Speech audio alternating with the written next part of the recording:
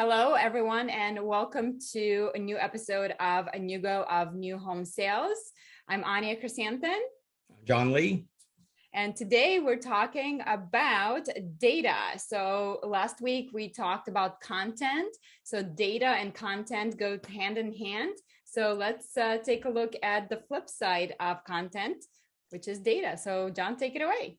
Yeah, so today we're really going to get into the details here, the nitty gritty and probably the scary things, but we're going to define, mine, and refine and monetize data. And I'm going to show you how. Let's go back to the basics here, though. From earlier episodes, we learned that the secret formula to success, which has stood the test of time, is, content is king, plus data is gold. And together that equals great knowledge, which gives you great power.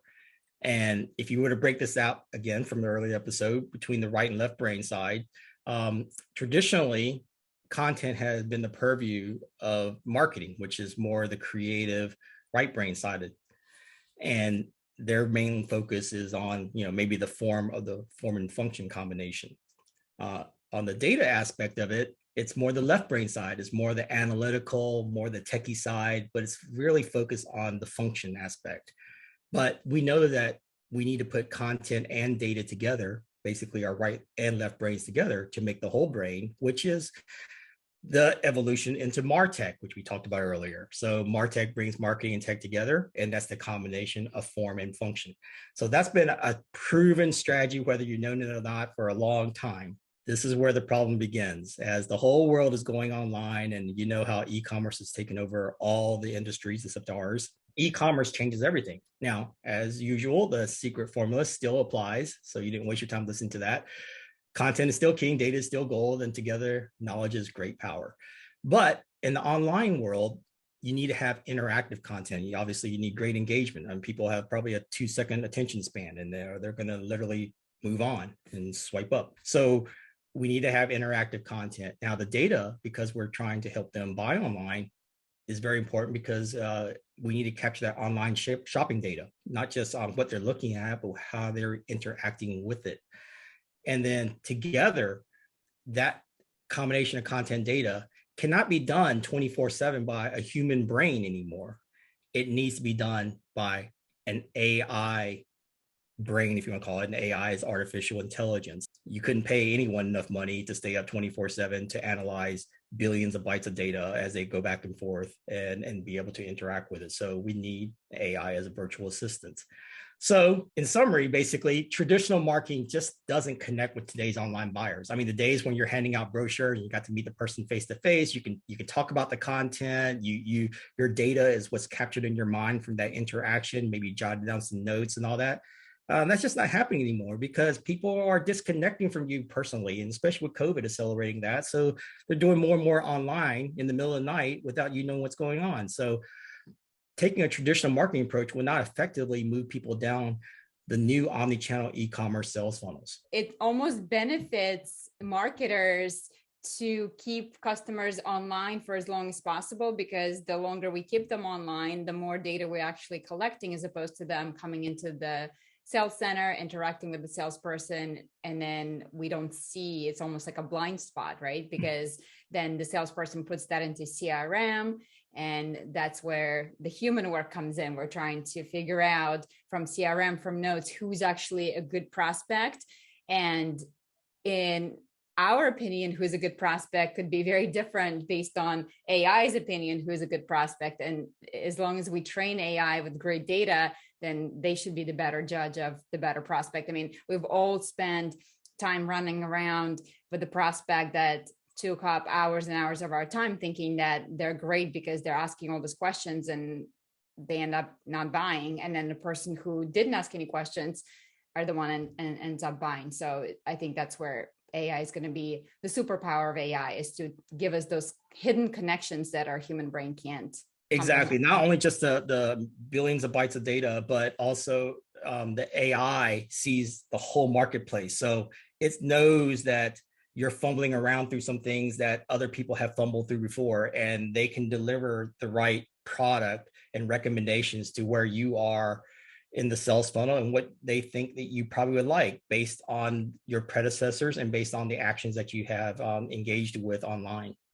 And so this is probably where a lot of builders should not hesitate to actually start doing this stuff online, because the sooner you begin, the sooner you get the data, the sooner you can train AI to give you those connections. It's kind of like the smart self-driving cars, right? The more they spend time on the road self-driving, the more data points they get, the safer they become. So it's exactly, the less likely you'll crash. And we definitely don't want anybody to crash here. But here's a fundamental problem with e-commerce that needs AI.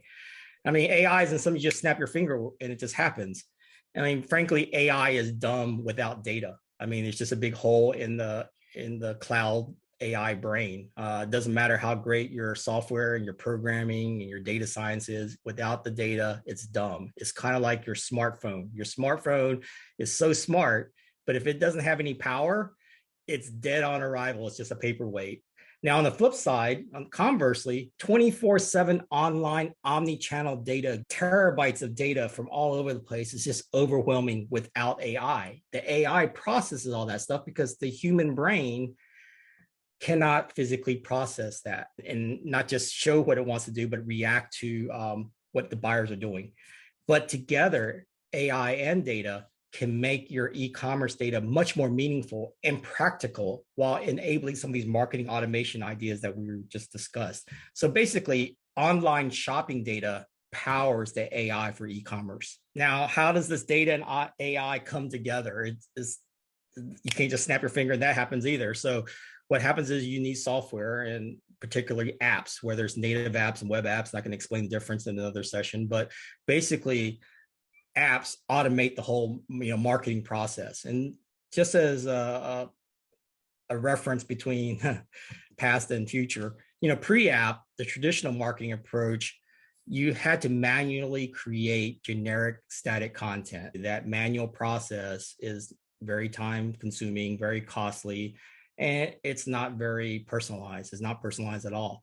So what's happened with using an app, it's, without getting too technical, and listen to a past episode about our cloud rendering engine, but basically it's a data-driven marketing. The AI creates that personalized interactive content 24/7. So somebody from India that's interested in your farmhouse in a red color versus blue, they can immediately touch it and interact, and it's not waking anybody up. It's just servicing them in a matter of seconds, and you're collecting all that data. So data begets data. The other part of a PreApp traditional marketing is, not only is the content manual, but the campaigns are manual. I mean, you actually have to launch these things, and you have to figure out target market. You have to figure out the right content to put into that, and when, and who to send it to, and all. In the post-app world, it's not only automated, but unlike traditional marketing where it's very singular channel, like you just do an email campaign or you do handing out brochures or putting something on your website, say, these things are on automated omni-channel campaigns. So it's sending out the right messages and the right platforms to the right people wherever they are, not just and whoever they are. The other part of a PreApp is you're doing very general broadcast shotgun marketing. I say that you're sending out to certain demographic groups or certain people that have looked at certain things. In a post-app world using AI, it's personalization, direct marketing. This is what Facebook has really pioneered. It's personalization at a massive scale online. So what happens in that scenario? In the traditional marketing, you're trying to present your products, and that attracts shoppers, which is the first thing you want to do as a marketer, is attraction. But in a post-app world, not only does it engage the shopper, but it guides and directs the shoppers. So ultimately, you're going to shift to a higher level of marketing. You're going to go from basic marketing presentation using static traditional marketing, generic marketing, to, in the post-app world, marketing automation, marketing optimization, prediction, and monetization. Yeah, so with the emergence of e-commerce, you're seeing the role, like what we're saying, of marketing evolve into more what we call a martech job. There's a technology aspect to it, but there's two sides to this wonderful new martech job. And as you can see from the slide here, like I said, the right brain side is the MAR part, the marketing side. And it's really what most marketing people have started from. It's really that exciting part of attracting the audience and engaging the prospects. And it's basically, for most marketing people that have a marketing degree, that's their dream job. And put it in like a personal life relationship, it's like me. I love going fishing, and I love that part of, fishing for it and then reeling it in. I mean, I'll catch it. Now, the ugly side of the martech side is the backside.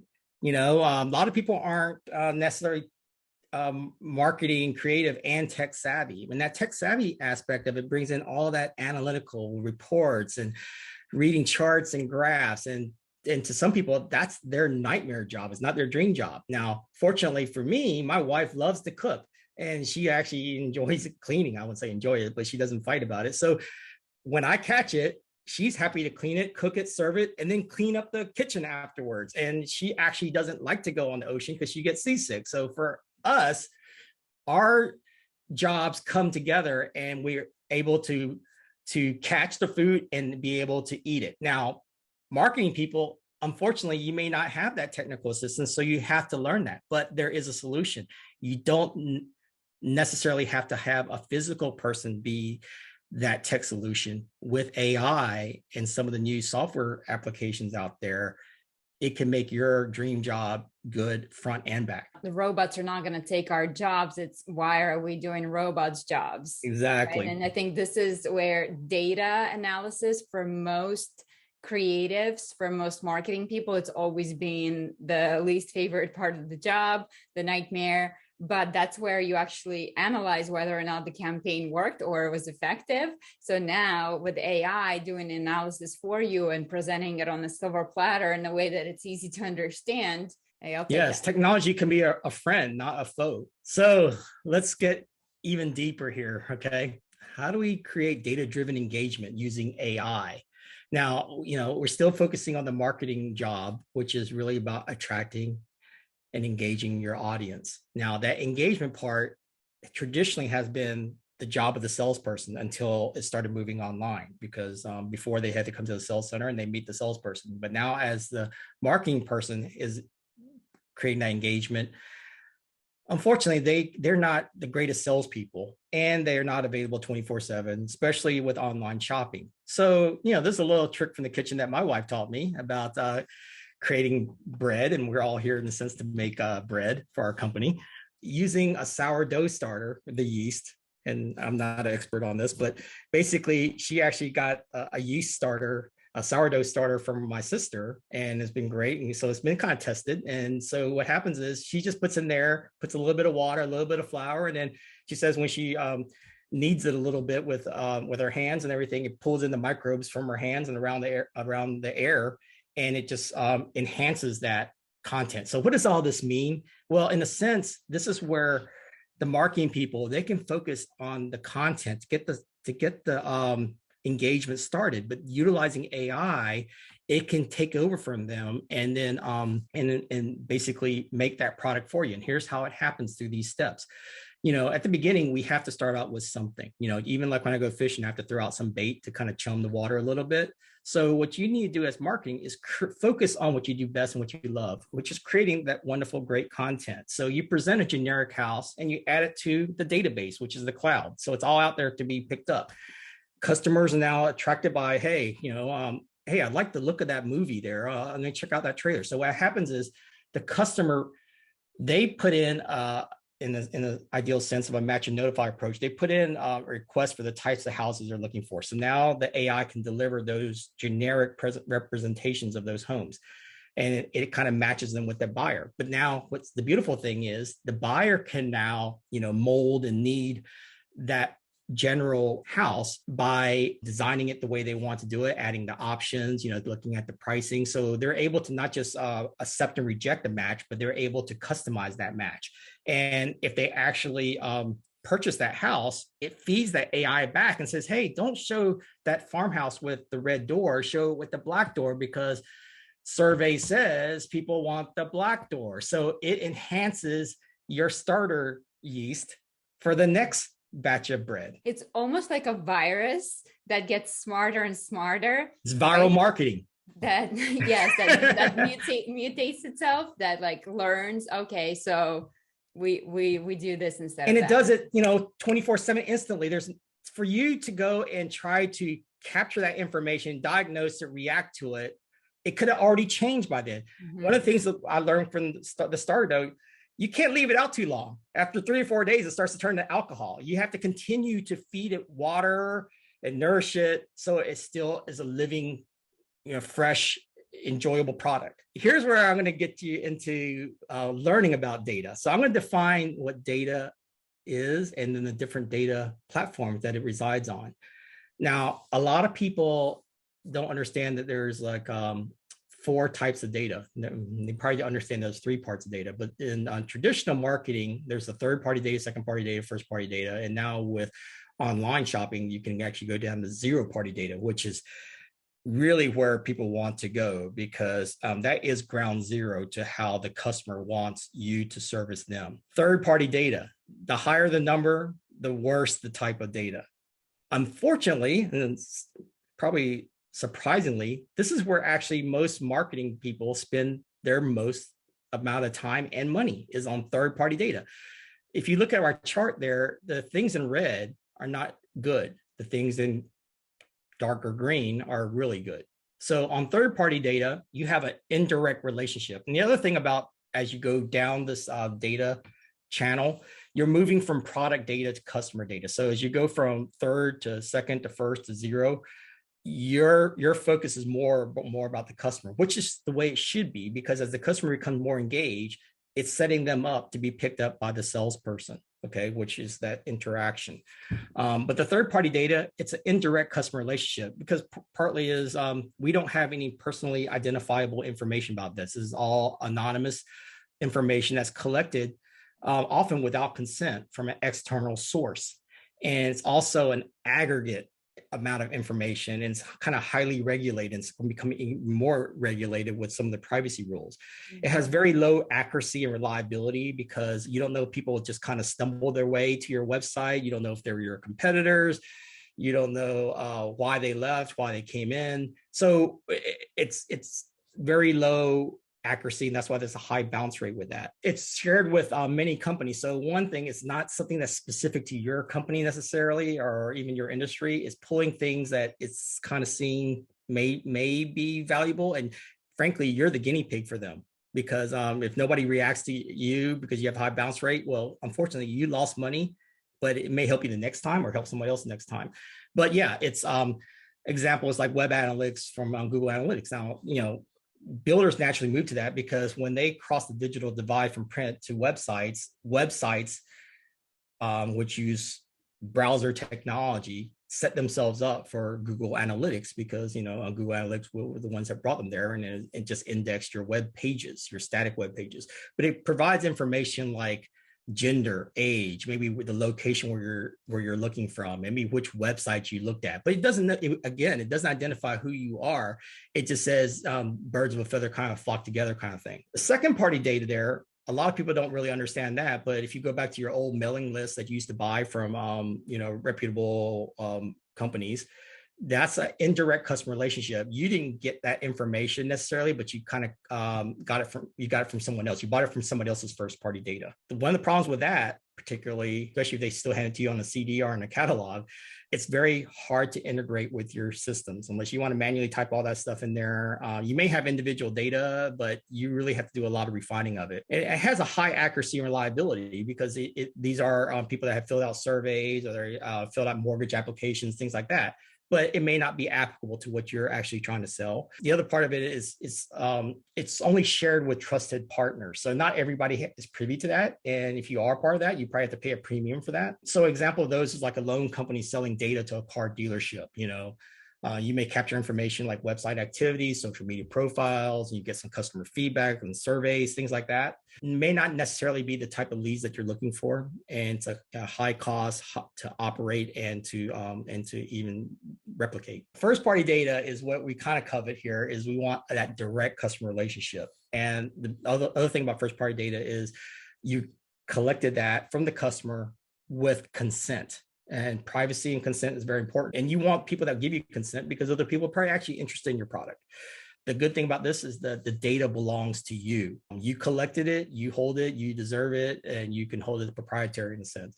It's a high accuracy and reliability because these people volunteer to put themselves before you.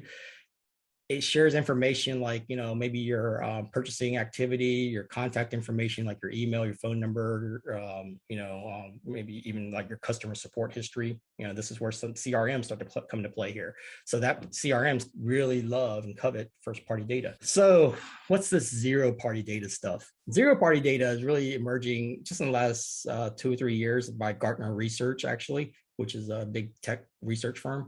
It really kind of merged from martech and e-commerce, but it has everything that first party data offers, that direct customer relationship, that personalized data that you get to own, and it's not shared with anyone else.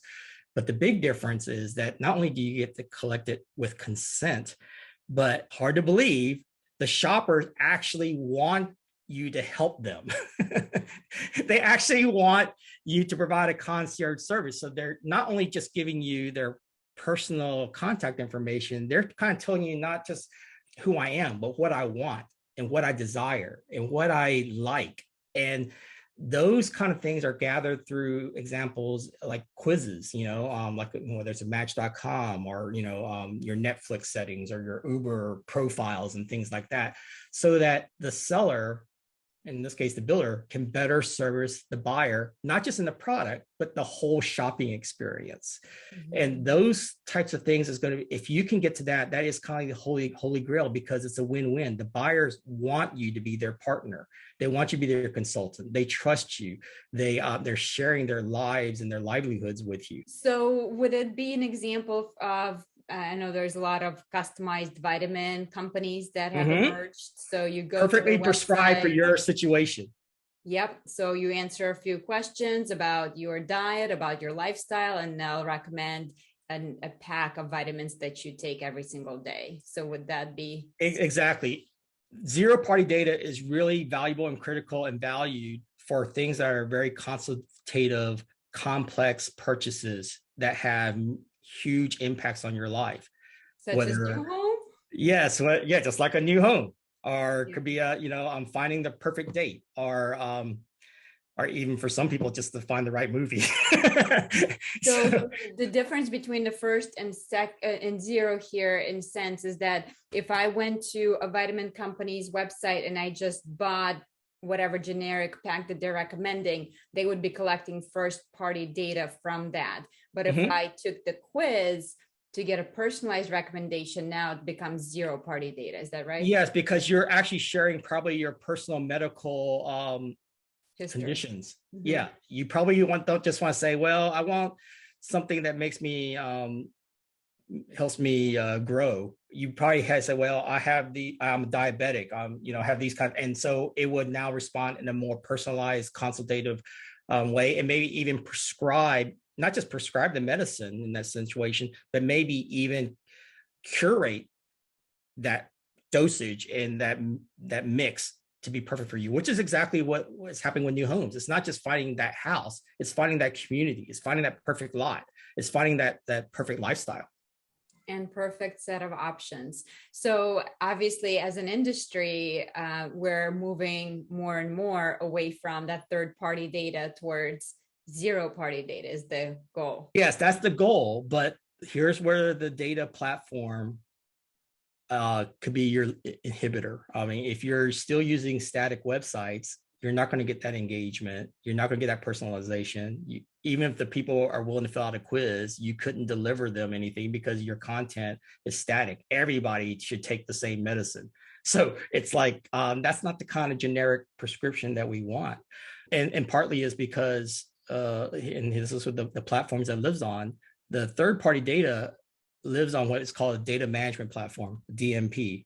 People probably don't understand all that, don't necessarily need to know all that, but that's basically what Google is built on, is a DMP platform. It's really managing data, but it's very product centric. It's not personalized. On the other end of the spectrum is a CRM, as it starts out in its name, customer relationship management. So it's focusing not on the product, but on the customer. Why couldn't they put the two things together so that, because when people shop, you want to know who's shopping and what they're shopping for, so you can deliver the right products to the right people. If it was only that easy, because if that was that easy, the sales would be very easy, because it's really just matching your needs and your wants with what you can sell and what you want to sell. So, and that's where a CDP comes in. This is where, and this has really just been developed over the last 3-4 years. And you're starting to see it with CRMs like Salesforce and HubSpot. They're developing into almost a CDP platform. And there's a lot of examples out there. You can just search on the internet about CDPs, but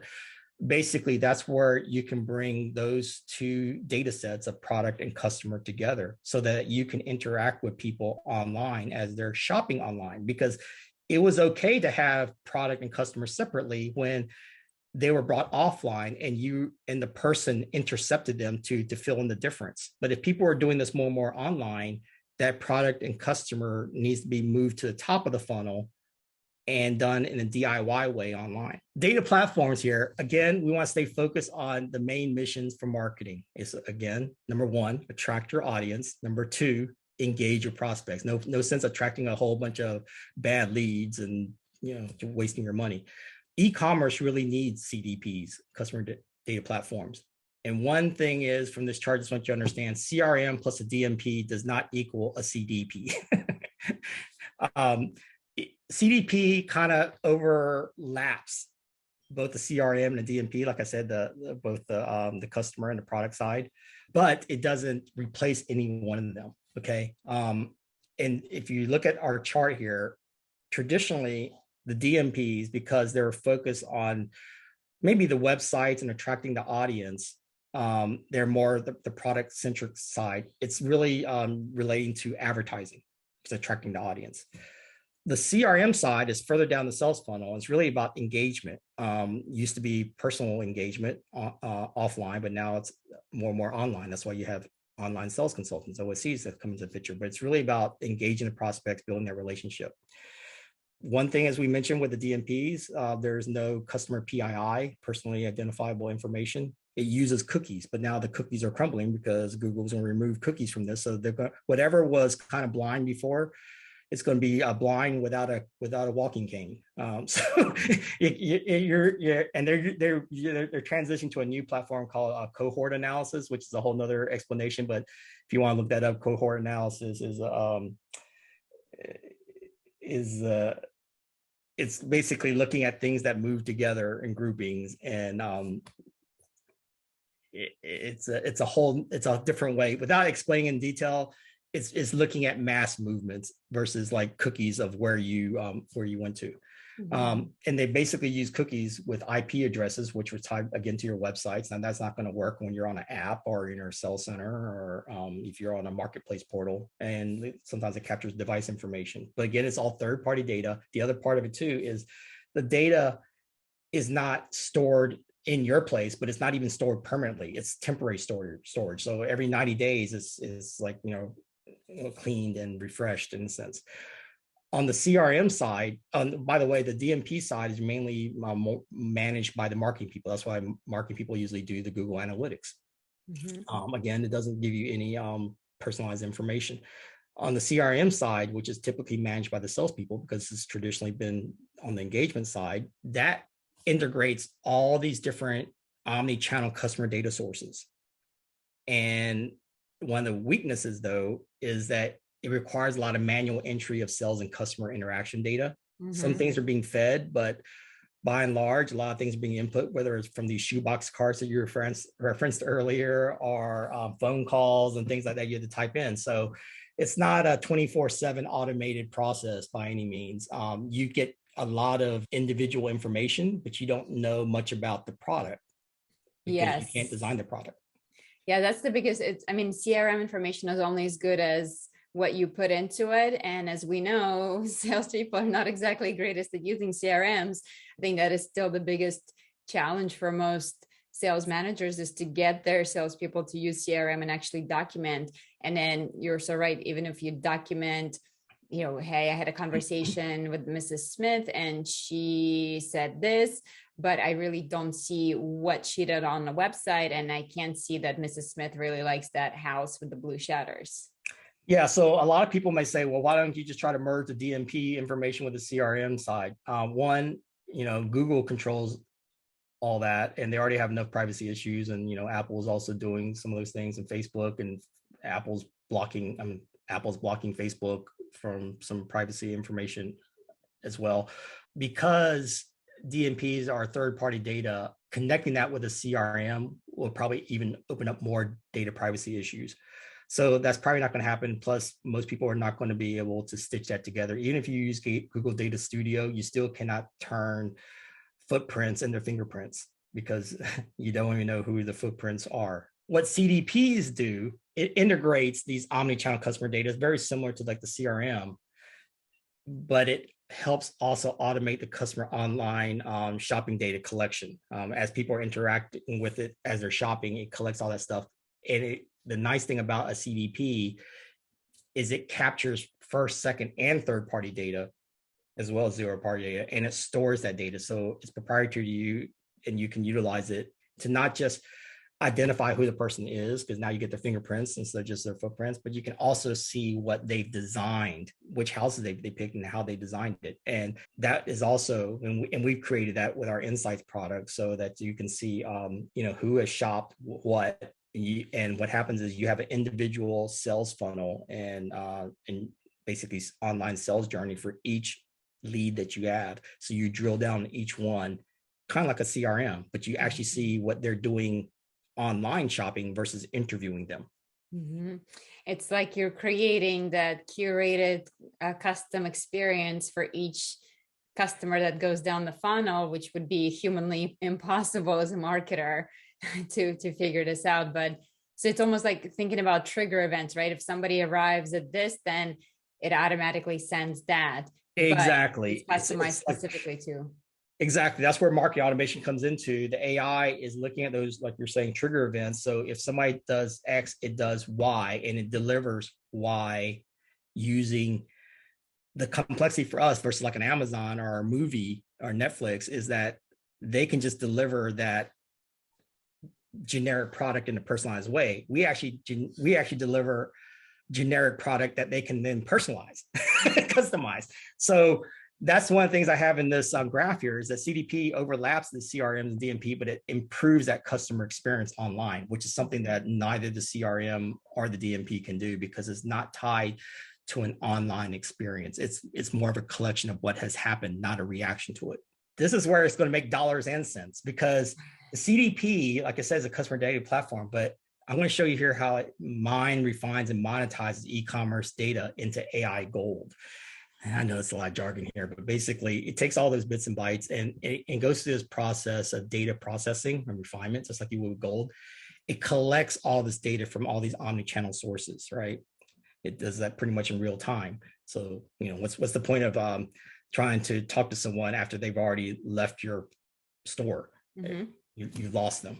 Not only is it collected, it integrates it. So you bring it together, but you have to assimilate it so that A and B is actually the same, same thing. So it integrates all that information, then it organizes in a way that's meaningful to you as a marketing person or as a salesperson. And the way we organize it is not only just based on the terms and the 4 bedrooms, 3.5 baths, and lot 15 or whatever, but we want to show it in a visual way because there's no way that people can remember all the different house styles and elevations and floor plan options and lots and colors and everything. So the way we speak, like we talked about earlier, is pictures with 1,000 words. The visualizations are natural language.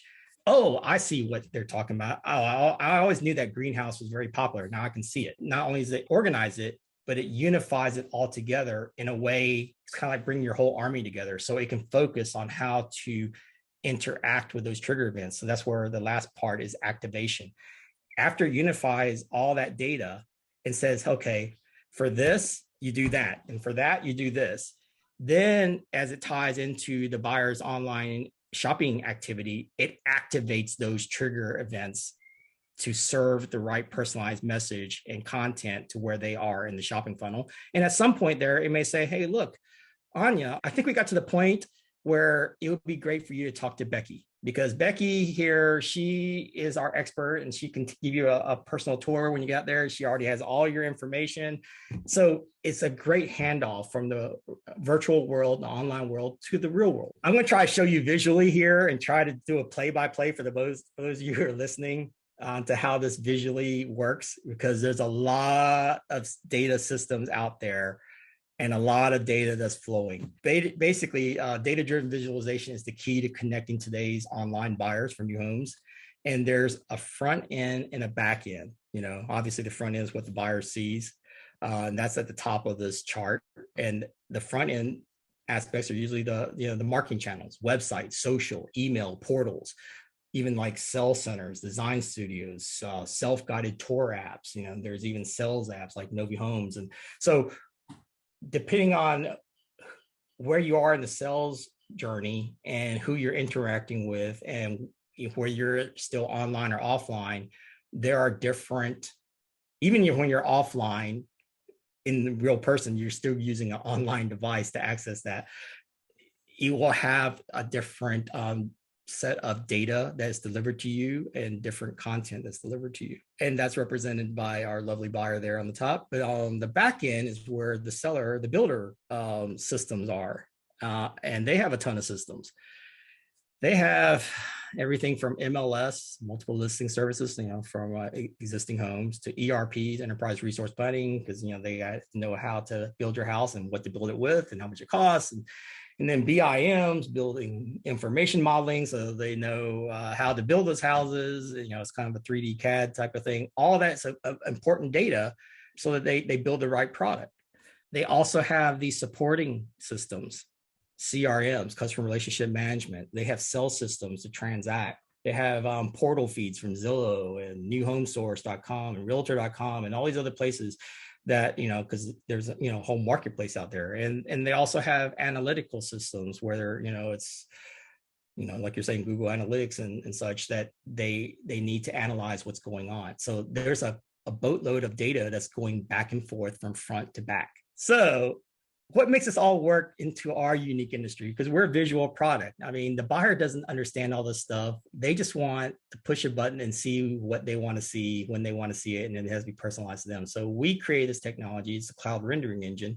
So if you go back to one of our early episodes, it takes all that builder speak, which is textual, like ABCD, whatever, all the CAD files, all the jargon, real estate terms, construction terms, and it translates it into bits and bytes, ones and zeros, which then as the buyer interacts with it, it shows it visually. And as they design things, it translates it back to build this house, this type of house.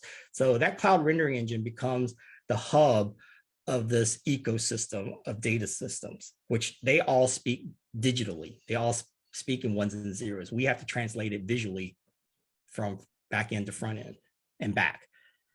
So what this looks like, if you were looking at this in real time, you're seeing all this data going through this rendering engine. They're going into it, feeding it.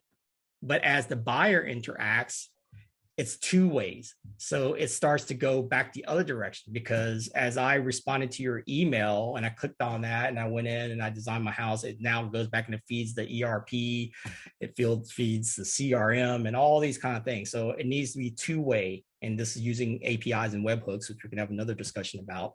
But it's also doing another thing, which hasn't been utilized in this industry, which is what we're creating, is artificial intelligence. So what happens is, as it's feeding all these systems to get pricing information, lot availability, color schemes, floor plan options, it's also feeding AI.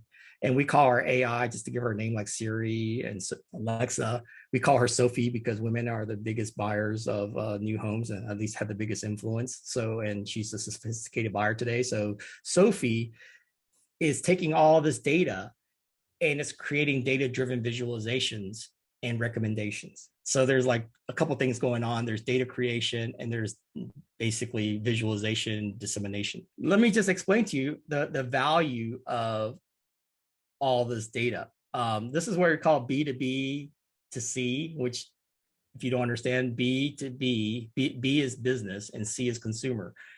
Ultimately, what we're trying to do is, we have all these vendors and all these platforms that feed into the builder, which is the business, but then the builder is then feeding into the consumer. All this data needs to flow back and forth. And if you look at the value of data, and that chart on the left from 1975, the top 5 biggest value companies in the world, and then over here in 2018, you've seen that they've gone from IBM, Exxon, Procter & Gamble, which was a big advertising and consumer product company, and GE and all that, to now Apple, Alphabet, Microsoft, Amazon, Facebook. All the tech giants have taken over. But it's not, their value is not in their tangible products, not their equipment and all that stuff, but it's in the intangible piece. You see where that's where all the growth is. They have collectively tangible assets of $4 trillion. And just as a perspective, real estate industry in this country is about $2.3 trillion a year. So that's even bigger than our real estate industry. But the intangible piece, which is all this data, is worth $21 trillion of their valuation. That's why companies like, TikTok and Instagram, and I mean, all those companies were able to demand the valuations that they demanded. It was because they have the data. Yes. And that data helps them sell those consumer products from Procter & Gamble and such. So in one sense, that is almost like a toll booth, our gate, our launch pad, if you want to call it, to get into other products. Because Amazon doesn't really create anything, but they create a great customer experience. And the reason I circled Amazon in there, I mean, as much as we think that they're this great e-commerce retailer and everything, what they're really gathering is data. They basically have all the data that goes to, through, and for your home. Everything from delivering packages to your homes, to Ring, which is your doorbell, to Alexa, which listens to everything at home. So one potential play here is, Amazon could just buy a builder like Lennar with 2 weeks of sales for the whole valuation of Lennar. That's how crazy it is. And basically be able to enter the biggest industry, which is the home building industry, and basically use homes as shelf space, because they can sell it for maybe just a 2% profit, because they don't need to make a lot of money off the home, but they can sell you everything to, through, and for your home. Mm-hmm.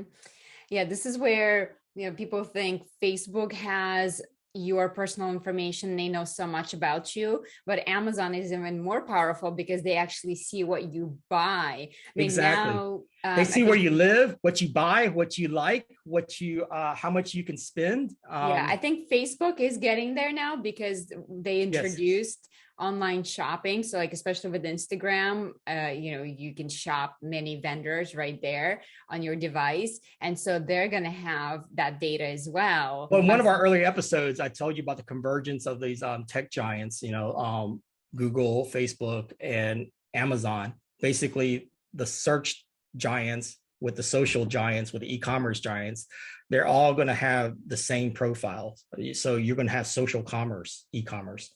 Mm-hmm. And it makes sense because it's all built around the data. And why is that? Because they can make these recommendations. You look over there on the right, like on Amazon, customers who bought this item also bought that. You look at movies, other movies you may enjoy from Netflix. You look at eHarmony. Okay, you like this girl? Here's another person that you may be interested in. Spotify. Here's some new music for you, recommendations. So what happens is they become a conduit to other products, as an advertising medium online. Mm-hmm. It's like, when Zuckerberg was asked, how does Facebook make money by a senator or whatever, and right. He's like, ads, senator. Exactly. Ads. I mean, basically the marketing people, and this is one of the things for the marketing, the marketing combined with technology is going to be, is going to rule the world. And if you can learn those skills, and at least harness it. You don't have to be a technologist per se, but you have to understand. And that's one of the reasons we're doing this, because one of the things at the bottom there is what I'm introducing is a B2B to C to B, which sounds crazy, but it's just quickly what I'm saying is, not when you sell to a consumer, you can actually not just sell the house, but you can actually sell them to other businesses. So in addition to selling the house, because you have their platform, you know what they like and don't like. If they like green homes or smart homes or whatever, you can sell them things like moving services, insurance, digital record storage, warranties, helping you even sell their old home. utility hookups, home services, furnishings, mortgages. There's so much ancillary peripheral services that you can sell by having that data. And if you think about buying a home or building a home is the most personable thing that you could ever do, because you're making so many decisions. You're basically telling the builder who you are, what you like, and how you live your life. It's way more than the information that you share with Facebook or even Amazon, because it's everything from your bedroom to your bathroom to your kitchen, all of your personal preferences. And as a builder, now you've gained that trust from that consumer. And this is where we usually drop the ball and we leave them hanging because, okay, we're done. Here's your keys. Bye. But there's so much opportunity, whether it's taking that data and what are you going to do with that data, or continuing that relationship now that you have all that data with the customer and you know what types of additional services you can sell to them. All right. So now we're talking about monetizing that gold, and just with e-commerce, it gives us great opportunities. Silicon is the new oil. Data is the new black gold today. And why am I referencing, oil and gold? Because we can model the oil and mining industry, but we're using a martech Silicon Valley approach. And I'm really breaking down the whole marketing process to us into two sections, the B2B and the B2C. Marketing probably doesn't like to do what is on the left there, which is mining all that ERP, BIM, and MLS data. It seems like a lot of muck and yucky ones and zeros and data. But actually, if you're able to process that and present it into a attractive content, it actually sets you up for a great distribution to the consumers. And we can look at the great marketing leaders in the tech world and what they're doing. You look at Facebook, Amazon, Netflix, Google, and Uber, basically those FANG companies, they all focus on a certain type of content. So Facebook is focusing on friends. Amazon's focusing on products. Netflix is focused on movies. Google, just general information. And Amazon, rides. And for us, Anugo, we're focusing on new homes. So you really should just focus on your product and how to show it in the most attractive, interactive way. Now, on the other side there, on the martech side of B2C there, it's a tech focus. And leave it to today's online tech companies to provide that great online customer experience, because that's not something that most of us have billions of dollars in experience to do. Just focus on the content. So what we do here is we take all that oil, in a sense, and we're able to use technology to distribute it to the, to the gas stations and ultimately to the vehicles. So the technology distributes the content to the consumers.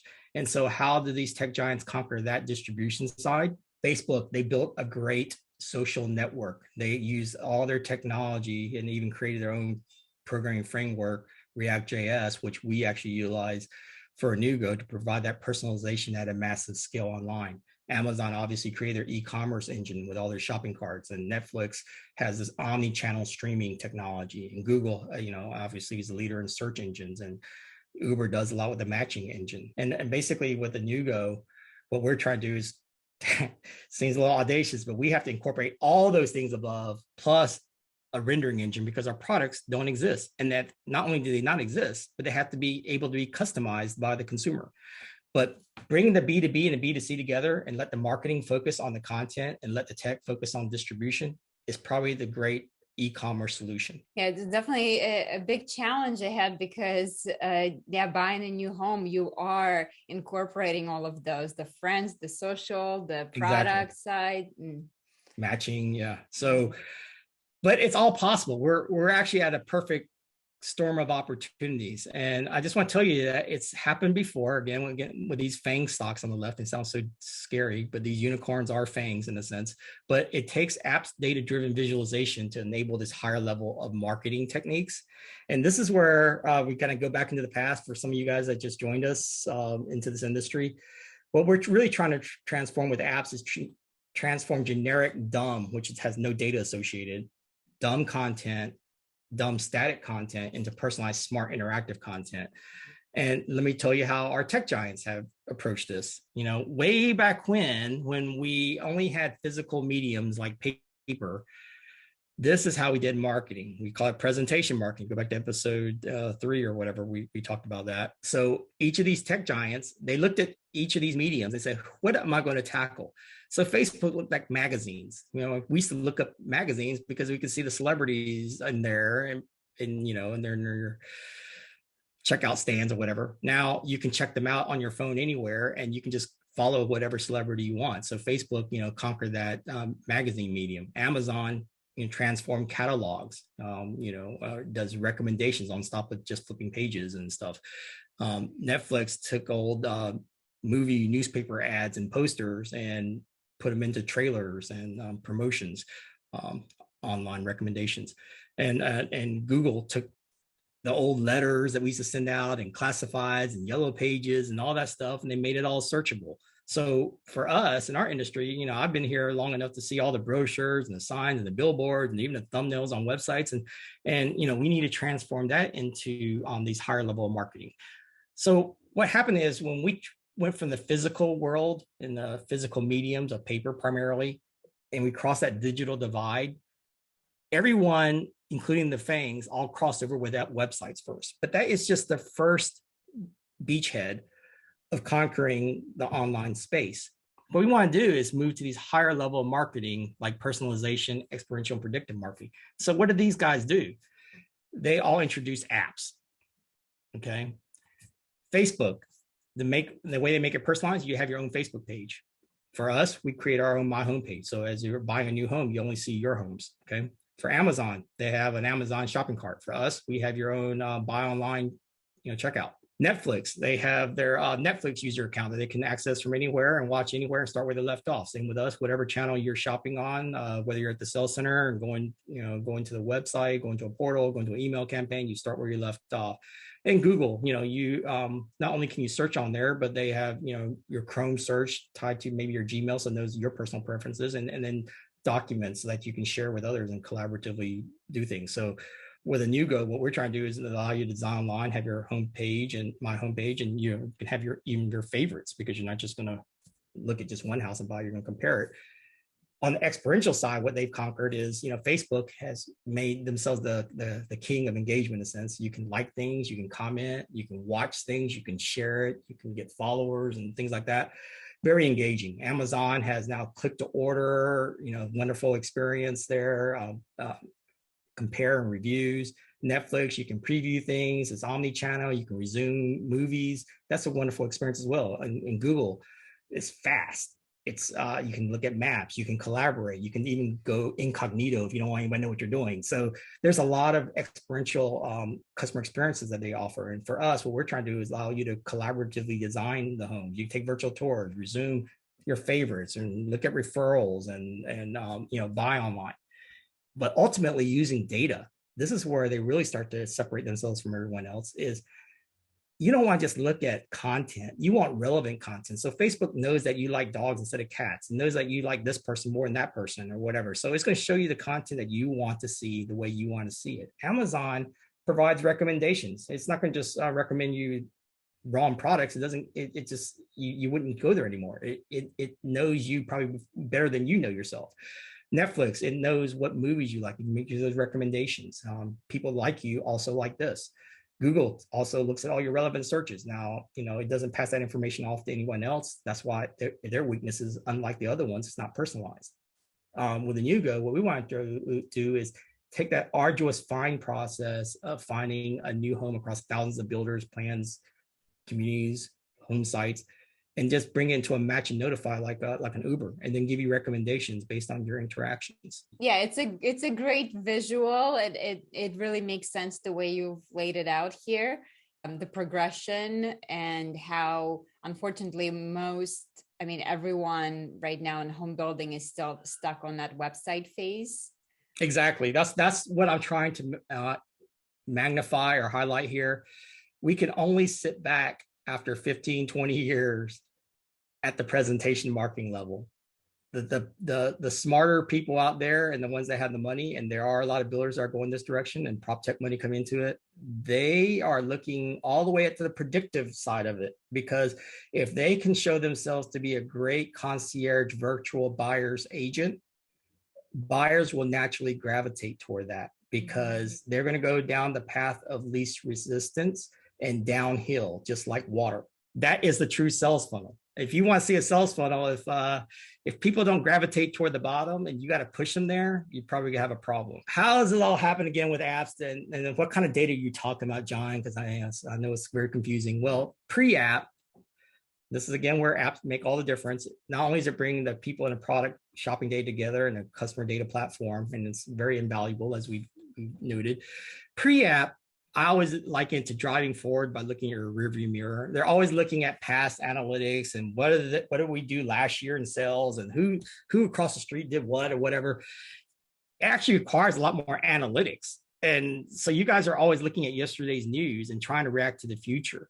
In a post-app world, because you're utilizing AI in real time, you're looking into the future. You're seeing where the trends are going. You want to go where the hockey puck is going. So you skate there instead of like react to something in the past. And this affects the way you collect data and the analytics. So historically, not only on the left, do you have to look at all these reports, but you still don't know who the person is. You see a silhouette of them.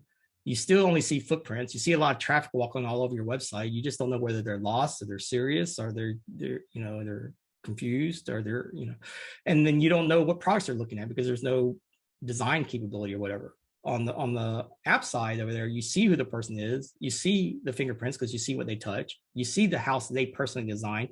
It's all visual to you analytically, but you're getting to look into the future. And so what happens is on PreApp versus PostApp, PreApp, you're looking at page views. The problem with page views is in this day and age now, making the buyer go all over the place, especially on a smartphone, is actually not a great experience. And also, pages are now scrollable. So you can actually have 10 pages on the one page. So how do you now discern what part of that page they're interested in?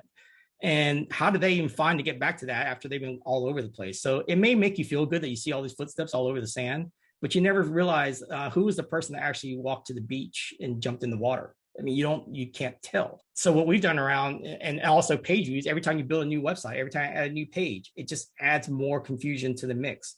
You have to name your pages so you understand what they are, but the buyers don't search by those page names. They don't understand whatever name you call that plan or that community. They're going to go by what they view as, colonial versus a farmhouse. They don't know that it's called the Ellington plan. So anyway, the way it happens with an app is they save their own home and they have their own pages. So they just come back to the things that they liked and where they're at in their sales funnel. They don't need to go back to the lobby of your general store and find that community again. They already have that community and that plan in their shopping cart and their favorites, and they're comparing them side by side the way they designed it. So again, you're going from footprints to fingerprints and where they are in the sales funnel. Instead of looking at popular pages, we can tell you the actual popular products and options. Who cares? They went to aisle 5 and then they went to aisle 9. Were they lost? What did they look at there? Which shelf they look at? All I care is, did they buy strawberries or bananas? You're down to the actual products that they're touching, how long they engage with that product, not which aisle they went down. So what happens is in the PreApp third-party world, you're getting a lot of customer demographics, but you're not getting those customer profiles. You're not getting the product criteria. You don't get their shopping list, because what you want them to do is fill out a quiz and say, I want this. These are my must-haves. I need 4 bedrooms, 3.5 baths, $300,000 in North Raleigh. And these are my want-to-haves. I love to have a community pool. I love to have walking trails. I love to have a cul-de-sac lot. Love to have an outdoor kitchen. And these are also, because I trust you so much and you've been so great in delivering what I like, I'll tell you a little bit about myself. I have 3 kids. I have a dog. I'm very social and I hate shopping or whatever. And so it brings in all those types of things to make a better and better experience. And it makes your sales job easier because you're not selling, you're consulting. The other thing about traditional PreApp websites is they use a lot of latent, outdated transactional data. So if you were to look at last year's sales, say pre-COVID, you would be building the wrong products. Looking in your rearview mirror is not an indication of where you should be going. You don't know when that trend's going to end. You actually want to lead the trends. You want to meet the buyers where they're going because you can see their shopping behavior. Mm-hmm. So what happens is on the right there, we see the current shopping data because buyers are finicky, they're trendy, and their budgets dictate a lot, locations dictate a lot. And what we also want to do is change from PreApp, which is very focused on singular channel analytics. They build a particular website or UI around a specific channel. One thing we've seen in the last 5 years is a proliferation of channels, especially as social becomes more commerce. You have to be everywhere, every time, all the time, at the right time with the right product. Mm-hmm. The only way you do that is with an app like Netflix, where you have cross-channel marketing and cross-channel analytics. One thing even worse with current analytics, not only kind of driving through your rear view mirror, but you don't see your blind spots. And what I mean by blind spots is if you're only in a singular channel, so you only see website analytics, you don't see how successful your Facebook was to drive you to, it could tell you where they drove you to the website, but you couldn't tell you what else they did after your website because it doesn't cross over all these other channel analytics in a personalized way. Because the minute you went from a personalized source like Facebook and you went to a website analytics, which is again, third party, what you gained, you lost. Because once it goes back into Google Analytics, everything becomes anonymized again. PostApp side not only gives you the trends for the product, so you can see that many people are interested in a screened-in front covered porch option because they want their delivery saved. But you can also see that actually 7 out of 10 people who priced it out ended up purchasing it, and you can see who those actual people are. Instead of PreApp, you can see that maybe 10 people liked the idea, or like a lot of people are liking that idea, but you don't know who's actually taking it, or yes, you don't know who's actually taking it. So it's exactly, you don't know who behind the what, and you don't know the who and why behind the what, because it could have been simply a pricing difference of $1,000 that could have got you a lot more purchases. When we're able to tie another valuable piece of data, price, and you can tie that to actual customer selections, that is something that is not possible on a generic website in a sense, because they can't design everything and you can't buy those things. But if you can actually do that in an app, and then you see those A and B testing in a sense of your analytics in real time, you can now start to price and optimize your profitability like airlines and hotel rooms. Mm-hmm.